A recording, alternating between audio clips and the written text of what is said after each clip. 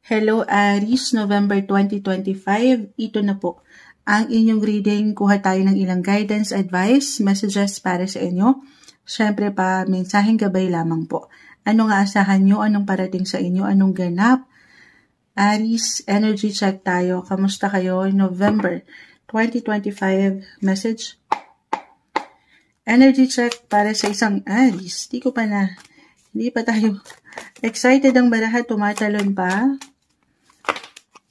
Okay. Sige, isa-isahin muna po natin. Queen of Pentacles to Ten of Swords, Justice card. Okay.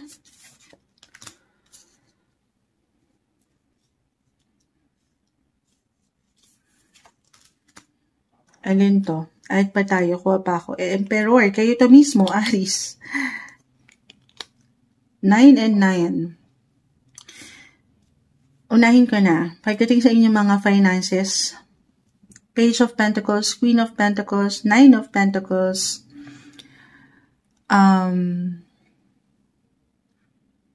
okay. Manifestation card. Stay positive, optimistic. Ano man ang pwede nyong maramdaman or pwedeng ihain ng universe this time.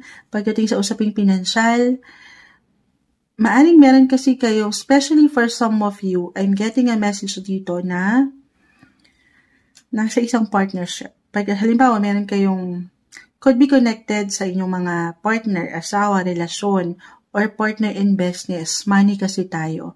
Tayo ay general reading, just only take what resonate, Aries. Maaring merong ilang unexpected ganap dyan na maaring mapag-alala po kayo, mapanghinaan ng kalooban. Pero yung paniniwala, eto nga, manifest positivity na hindi applicable sa lahat ng pagkakataon, no? Kasi tao lang tayo. Nagiging nega tayo minsan. Pero maniwala ka na ano man minsan yung parang meron akong tensyon nakikita, I will be honest. So, pinapaalalahanan kayo dito, Aries, lalo pa halimbawa meron kayong partner na matatawag sa negosyo, kaperahan nyo, may ilang hindi inaasahang ganap. Halimbawa, unexpected payments, unexpected situation, sumasang-ayon ang mga sitwasyon. Yung mga hindi inaasahan na tension, miscommunication po. Pag-init ng ulo, minsan napapangunahan ng emosyon. So pagsabay, hanggat umaangat si Justice card, sumasang-ayon, yung hostisya. Matatanggap nyo ang batas ng isang api. Charis. Wait lang guys. Patahimikin natin. Ito na. Sana magtuloy-tuloy tayo, Aries. Sa madaling salita. Okay, yung agad ay magtitiwala. Okay. Hindi sa hindi okay. Pero meron akong nakikita po kasi imbalances. Yung pagdepende sa enerhiya ng bawat isa or ng ibang tao or sayo. Reversal po tayo. Na hindi makatayo sa sariling desisyon. So, parang meron akong someone na hindi ganun kagaanan po na nakikita dito, hindi kailangan laliman. So, be mindful, be careful sa bawat action, decisions na gagawin this month. Yun lang naman ha. Be alert, focus, huwag magmamadali. As an Aries, may tendency na maging impulsive, minsan, reckless sa bawat action. So, halimbawa, kung ito'y pera, meron kayong i-invest na something, meron kayong ilalabas. Kahit sa simpleng enerhiya nga lang at walang kaakibat na pera, di ba? Pero, totoo naman, you should know. You should always know your business. Kung ano man yung papasukin nyo, huwag kayong magmamadali. Review, reflect, pag-aaralan muna ang bawat papasukin, lalo pa kung bago at may kaakibat na investment. Okay, yun lang naman. Hindi kailangan laliman. Or yun nga lang, wala tayong control kung ano man yung unexpected ganap na ito.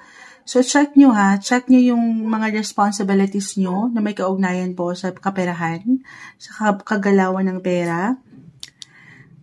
Oo, meron kayong kailangan i-balance dyan. Ngayon pa lang, check nyo na guys, baka meron kayong makaligtaan pagdating sa inyong mga sweldo, bills, payments, at dito baka mailang, dyan yun mag-reflect, mailang charges na hindi nyo aasahan.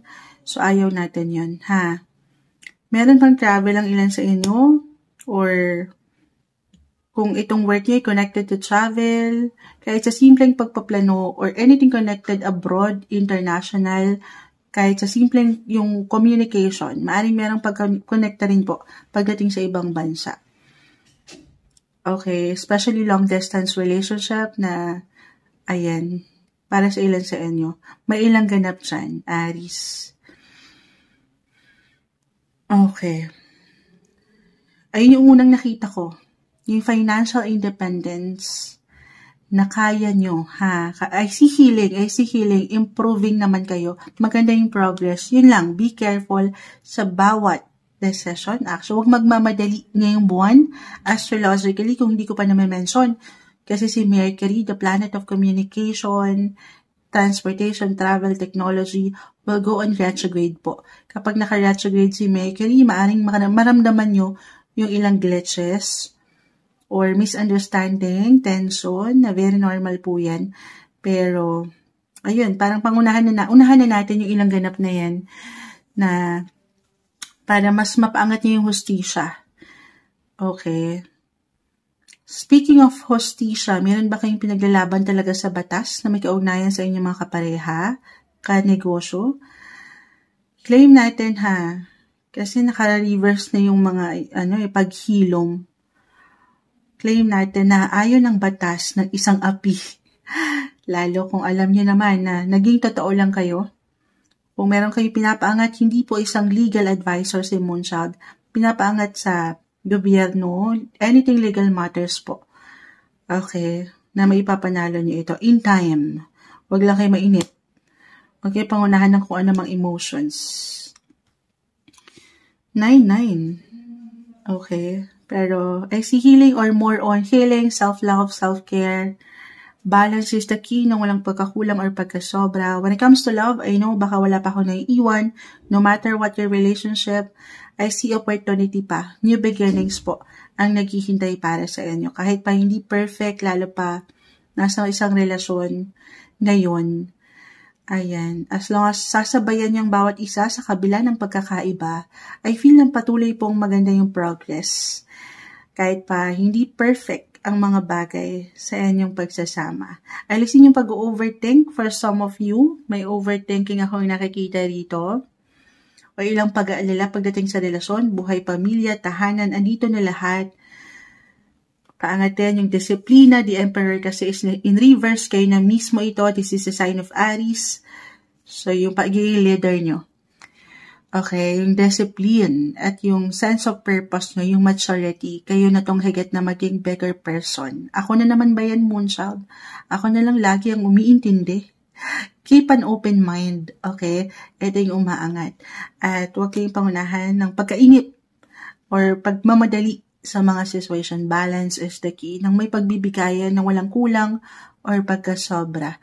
Ito yung umaangat na guidance, advice, messages na marahil kailangan nyo pong marinig.